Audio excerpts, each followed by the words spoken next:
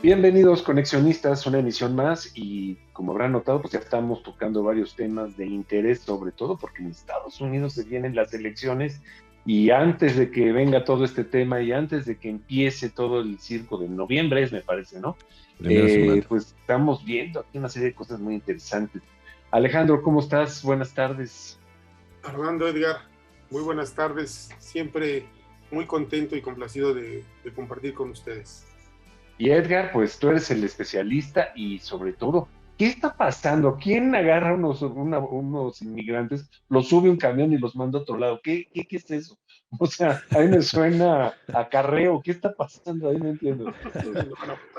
Voy a tratar de desdramatizar el fenómeno porque es dramático de suyo, ¿no? Sí, sí, sí, no Utilizar, es de risa. utilizar a las personas como carne de cañón para una estrategia de reposicionamiento político de suyo ya es dramático. Pero miren, en la primavera, en abril, los gobernadores de Arizona y de Texas decidieron, con un argumento que es bastante razonable, eh, eh, subir y empezar a enviar camiones de 50 personas, ¿no? Casi de manera semanal, a los estados que reconocían estas ciudades que le daban la bienvenida a los migrantes y que de alguna manera son administradas por gobiernos demócratas. Y el argumento de estos gobernadores era muy sencillo. Nosotros somos fronterizos. El aumento migratorio a la fecha, y este es un dato que es comprobable y que además es cierto, que hoy se tiene, es mucho mayor el influjo de migrantes que el que era hace un año terminando el ciclo. Es decir, todavía no llegamos al término de ciclo de gobierno y ya rebasamos ese influjo. Y estamos hablando de casi 2 millones de personas y el año pasado me parece que fueron 1.4, 1.6 millones. Es decir, 3 meses antes de que el gobierno cierre su contabilidad, ya hay un mayor flujo de migrantes.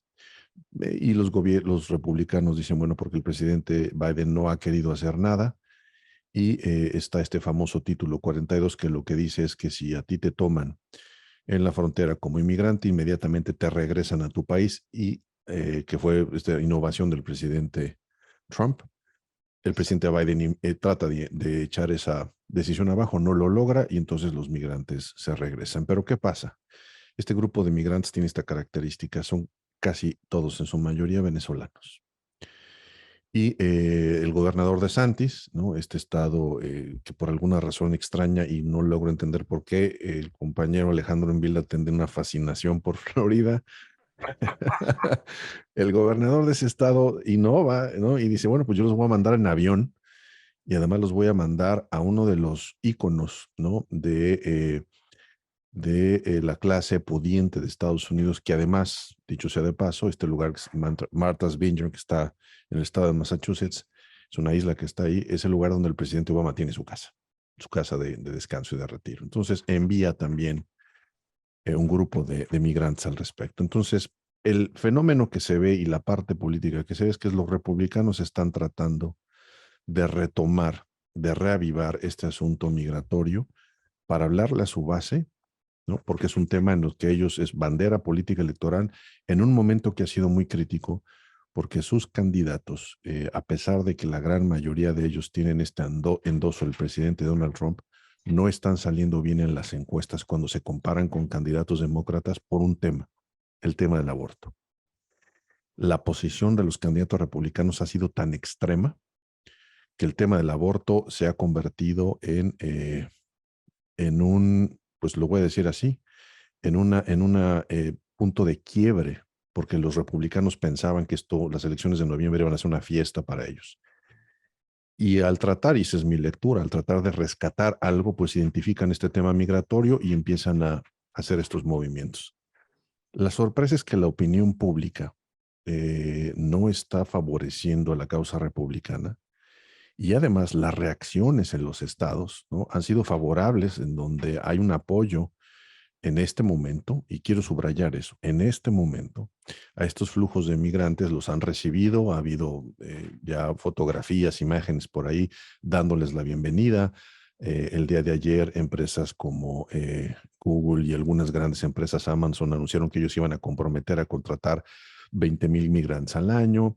En fin, esto ya es un tema de conversación nacional en donde hoy por hoy los republicanos, en términos de opinión pública, el Partido Republicano y estos gobernadores no tienen todas consigo, pero le están hablando a su base y están enalteciendo a su base. ¿Cuál es el problema que yo veo? Que hay un votante indeciso que es urgente capturar y que dado el tema del aborto y que dado que estos votantes indecisos no quieren ver nada que tenga que ver con el presidente Donald Trump en la boleta, se están inclinando a la causa demócrata. Y el tema migratorio es un tema transversal. No tiene una camiseta, no tiene un color de partido.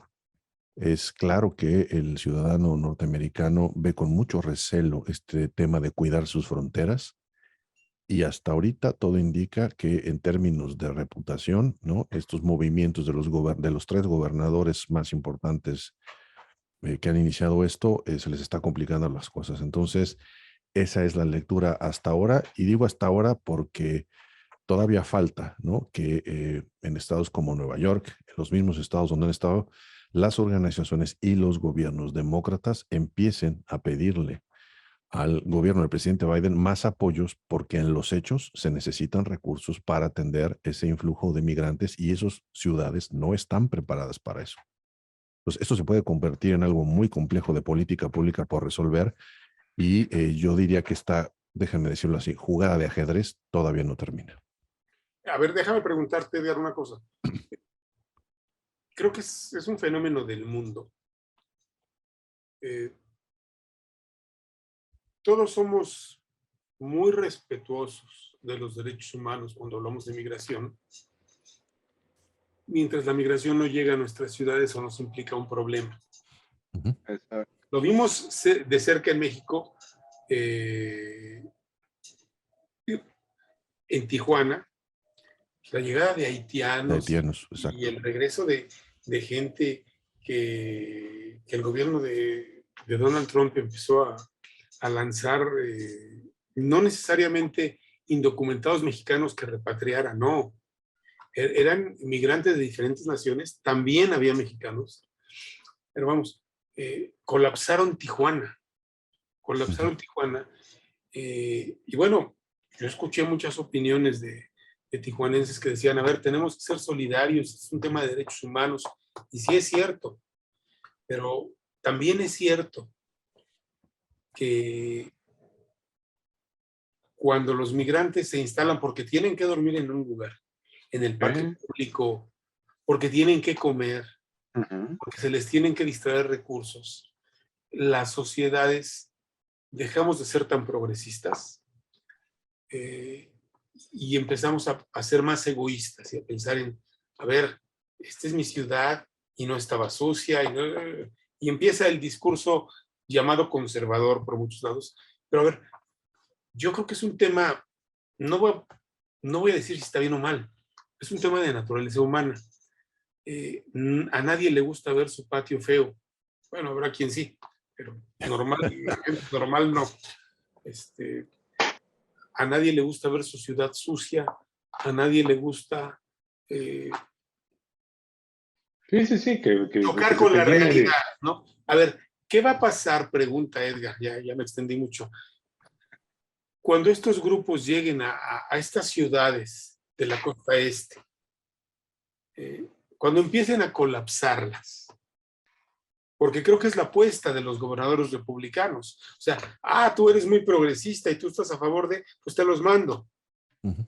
Porque efectivamente, el migrante demanda recursos, busca un empleo, pero mientras consigue un empleo, si es que le dan permiso de trabajar, que no es tan fácil que le den permiso de trabajar, pues necesita comer y alimentar a su familia. El presidente Biden va a apoyar a las ciudades de Massachusetts, a las ciudades de la costa este, hacia donde están dirigiéndose estos flujos, porque creo que, coincido contigo, es una jugada de ajedrez que parece que le va a salir mal a los republicanos, pero nada más parece. Sí, no, o sea, no sé si realmente les vaya a salir mal. Ese es que evoluciona. Mira, yo creo que aquí pones en la mesa un tema que yo no he visto que se converse comúnmente, y es el de la realidad de quien vive en la ciudad donde llega el migrante. Normalmente el fenómeno del migrante se trata de la naturaleza humana de quien migra, de quien sale de su país por cuestiones diversas y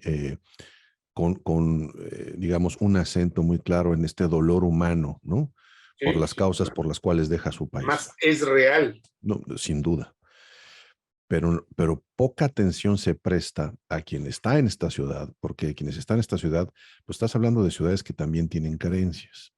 En el caso de los Estados Unidos, ¿no? Alguien dirá, bueno, ¿qué carencias puede tener una ciudad como Martha's Vineyard, ¿no? En uno de los ingresos per cápita más grandes de Estados Unidos. Este es un tema ya de política pública.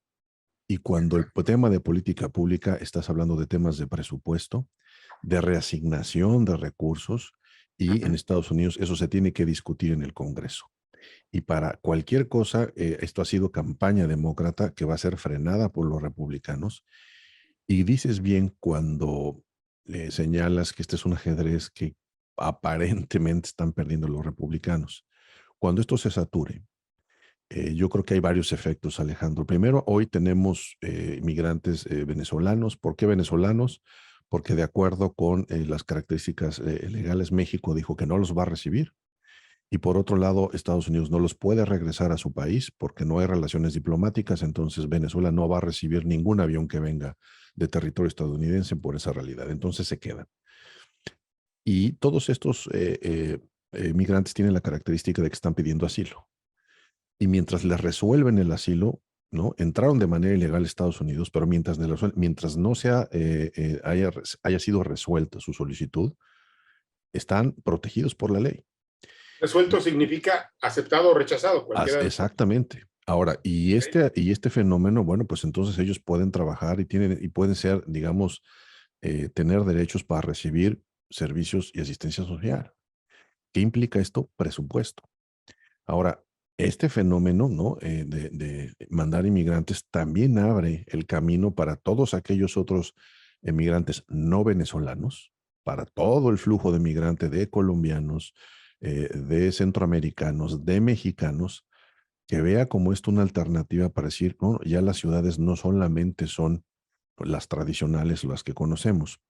Entonces, ¿qué va a pasar? Que los republicanos seguramente van a seguir enviando, ¿no? Esto como una mecánica para que el presidente Biden o cualquier presidente que se asuma como progresista resuelva o con más presupuesto para apoyar esas ciudades, cosa que los republicanos no van a permitir, ¿no? O con políticas migratorias mucho más, eh, digámoslo así, Duras. duras, ¿no? Y en extremo para evitar esos influjos. Yo considero que dada la realidad de infraestructura y de los problemas que tiene Estados Unidos, yo considero que no va a haber presupuesto asignado en las dimensiones y ahí el cálculo republicano que se van a requerir para darle atención a estos flujos migratorios. No lo va a haber.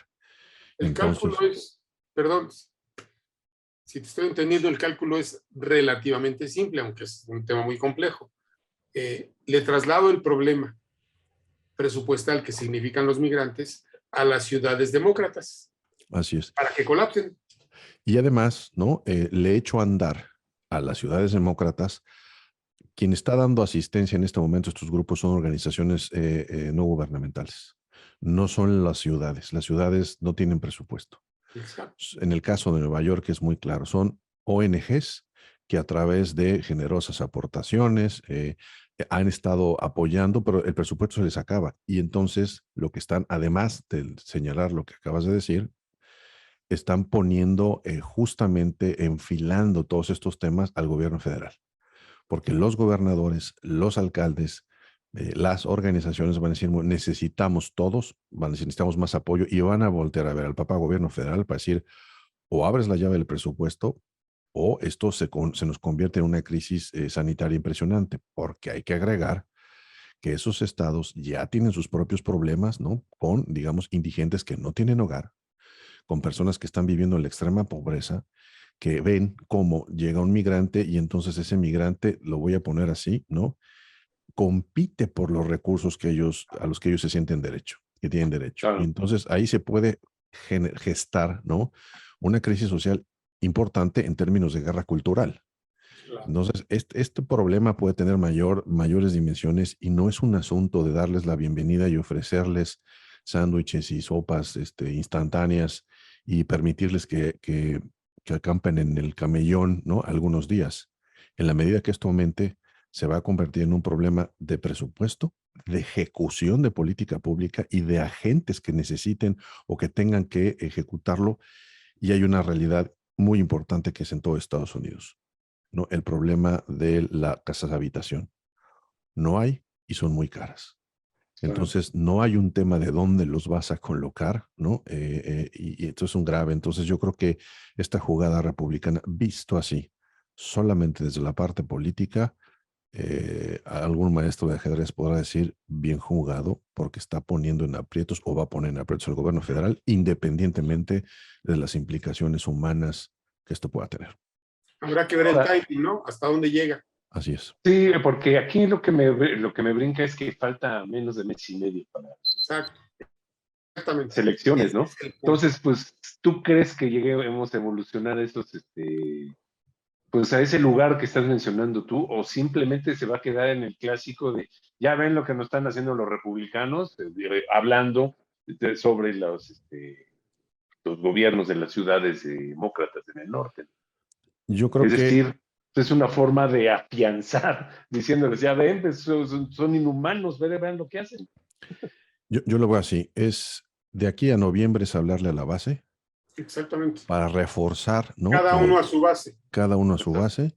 Y dependiendo de lo que ocurra en las elecciones primarias, si los republicanos logran esta mayoría que están buscando, o si no la logran, pero la pierden por muy pocos escaños, que ese es un escenario que hoy parece que es el que va a ocurrir, no meto las manos al fuego, van a insistir, porque entonces acumular este número de migrantes para generar este tipo de crisis, sí lo pueden lograr en todo el 2023, para entonces tratar de reventar por ahí la elección del 24. O sea, este es un tema que yo no veo que los republicanos vayan a desactivar con facilidad. Me parece que lo van a seguir insistiendo, a menos que algún otro evento jurídico ocurra, ¿no? O a menos que haya algo extraordinario que los descarrile. Mientras tanto, yo creo que van a seguir insistiendo en esto. Perfecto, Edgar, pues queda clarísimo y sobre todo, pues cómo van manejando allá del otro lado todo el tema de las elecciones con cosas que ni se me hacen de repente hasta bárbaras. ¿Cómo ven?